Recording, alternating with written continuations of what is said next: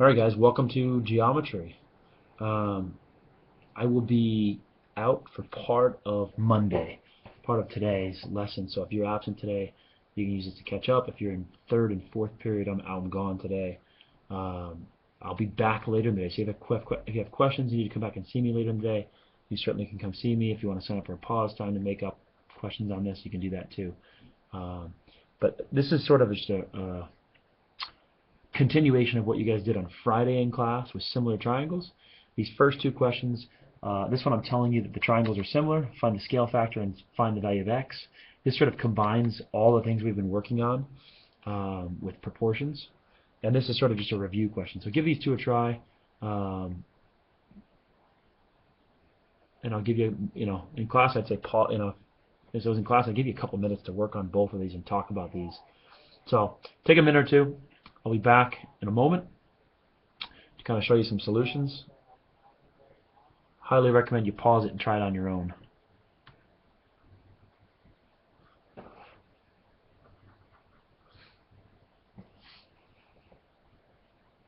So hopefully this one's an easy one for you now. When you read this question, it says find the ratio of y to x. Hopefully you realize there's another way of expressing this. Y colon x is the same thing as y over x. So what this question is really asking you for, whoops, wrong button here. What this question is really asking you for is find or solve for y over x. So you want to take this given equation and get it into the form where y is over x, y is divided by x. So here's your original equation, 6x equals 20. I'm showing I'm going to do some division on both sides. If I want to get y over x, I've got to divide this y by x. And I know a couple people last week said this looked complicated. It's just division. All you're doing is one step of division to rearrange an equation into a ratio. Right now it's in its equation. We want to get this into a ratio. So I divided this side by x, and obviously I'm going to divide both sides by x to keep the thing balanced. X's will cancel on here, which makes it nice. If I just want y over x, I've got to get rid of the 20, which means I'd want to divide by 20 as well. So I'm going to divide by 20 on the right side. If I divide by 20 on the right side, I've got to do the same thing on the left side. Pretty simple. At that point, cancel the 20s, cancel the x's, and you should be able to reduce this. 2 goes into both of these, so you can bring this down to 3 to 10, and that's really your answer. Y to x is really a 3 to 10 ratio. Now, if this seems complicated to you, realize this. This is really just cross multiplying, and this is a step of cross multiplying. If I left this 6 over 20 and I cross multiplied 6 times x and 20 times y, I would get back to the original.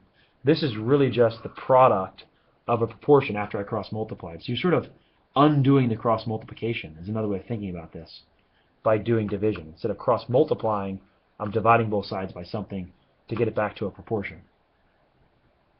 Hopefully that makes sense what that question is actually asking for. It's basically asking you for the proportion that created that equation. The second one's supposed to be a harder problem. Hopefully you can match these up.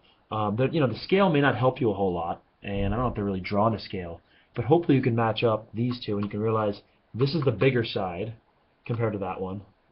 This is the bigger side compared to that one because you're adding 6 here and you're only adding 2 there. You're adding 1 here and you're subtracting 1 here. So there's a couple different ways you could set the proportion up. You could set it up, x plus 1 is to x plus 6. So x plus 1 over x plus 6 is equal to x minus 1 over x plus 2. I set this up a little differently. I have x plus 1 over x minus 1. So I'm going big side over long side. And I'd have to do the same thing on the other equation. Big side over long side. X plus 2 over x plus 6.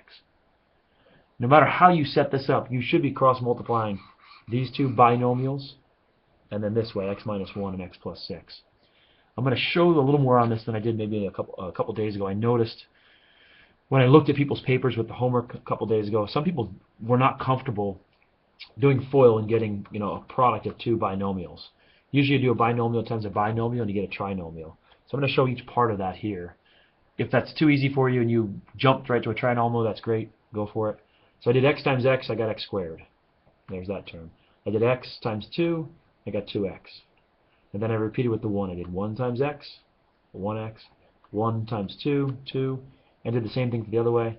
X squared, 6x if you do the outsides, negative 1x if you do the insides, and then negative 6 for the last terms. So you get this long equation. The x squareds happen to cancel out on both sides, can be subtracted on both sides. You can combine a bunch of like terms, 3x plus 2, 5x minus 6, add, subtract, divide, and you get x is 4. Hopefully you guys came up with that. I'm also asking for the scale factor. So you can get the scale factor a couple different ways. You can plug it back in to the side lengths on there. That's one way to do it. You could plug it in. If you plug the 4 in here, you get 5. And this 5 would correspond to 4 plus 6, or 10. So you could say the scale is a 5 to 10 ratio. You could also plug it in here. 4 minus 1 is 3. 4 plus 2 is 6. And you could say it's a 3 to 6 ratio. I'd say neither one of those are simplified. So hopefully you reduce that down to a 1 to 2 scale. 1 to 2 ratio. I'm going to give you some givens on here and see if you can try these. I'll say the next two. All I'm giving you is some letters on here. 2 congruent angles. This one I'm giving you some letters and 2 parallel lines with the arrows on there. And the question is really from what we were doing on Friday. Are the triangles similar? Which ones? In other words, name the similar triangles in a corresponding order, and then explain why. And hopefully you remember the reason why would be like side angle side, or side side side, or angle angle. It's one of those 3 postulates or theorems we talked about on Friday. So give you a couple minutes. I'm going to come back in part 2 and kind of reveal answers to these two. If you're really aggressive and you want to get after it, I'll give you some numbers for the third one, which is a little trickier problem. This is a hard one to see the similar triangles on that. So I'll be back in a minute. Good luck.